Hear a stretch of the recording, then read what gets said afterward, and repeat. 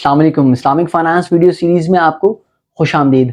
जो हमारी last video थी वो basically essential elements of a valid contract थी, तो ये उसी की एक्चुअली कंटिन्यूएशन है।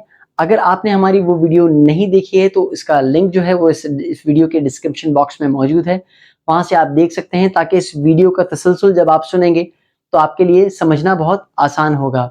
आज की इस वीडियो में हम बात कर रहे हैं टाइप्स ऑफ कॉन्ट्रैक्ट की, लेकिन टाइप्स ऑफ कॉन्ट्रैक्ट को समझने से पहले हम कॉन्ट्रैक्ट को एक बार फिर से दोबारा समझते हैं।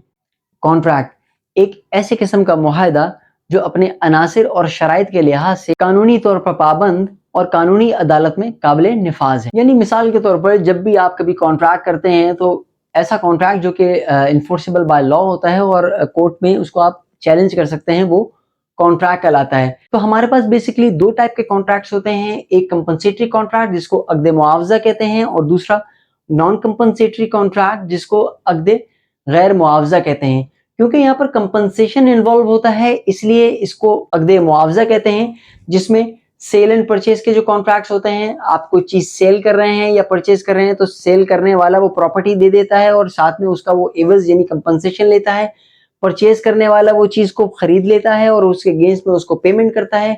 सेम लाइक अगर किराएदारी का मामला है तो जो शख्स किराए पर हासिल करता है मकान, वो उस घर को इस्तेमाल करता है और उसका किराया यानी उसकी मनफात, उसका मुआवजा जो है वो मालिक को देता है। सेम लाइक सर्विसेज, अगर आपने किसी को अपने घर में काम के लिए रखा हुआ है तो एक्चुअली उसको सर्विसेज वो आपको अपनी दे रहा है, तो उसके एवज में आप उसको कोई रकम दे रहे हैं।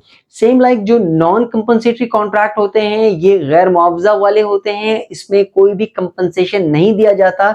जैसे कि लोन और कर्ज का कॉन्ट्रैक्ट जो है ये नॉन कंपनसेटरी कॉन्ट्रैक्ट है, आप इस पर कोई एक्सेस कंपनसेशन नहीं दे सकते, इसलिए क्योंकि कर जो है वो रिबा की डेफिनेशन है, कर्ज पर हासिल होने वाली मनफात ये रिबा है, यानी excess compensation over and above the principal which is without due consideration. और रिबा की एक और शॉर्ट डेफिनेशन है कि every loan that pulls benefit is known as Riba.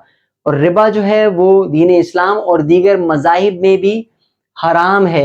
Riba पर भी इंशाल्लाह हम अनकरीब एक वीडियो आपसे शेयर करेंगे, ताकि रिबा का भी पूरा कॉन्सेप्ट आप लोगों को पता चल जाए। सेम लाइक गिफ्ट का कॉन्ट्रैक्ट जो होता है ये भी अक़्द गैर मुआवजा में से होता है, इसी तरह आप गिफ्ट का भी कोई कंपनसेशन नहीं लेते। एक ही एग्जाम्पल से हम इन दोनों कॉन्ट्रैक्ट्स को समझने की कोशिश करते हैं कि कोई ऐसा कॉन्ट्रैक्ट भी हो सकता है जो कंपनसेटरी भी हो सकेगा और नॉन कंपनसेटरी भी होता है।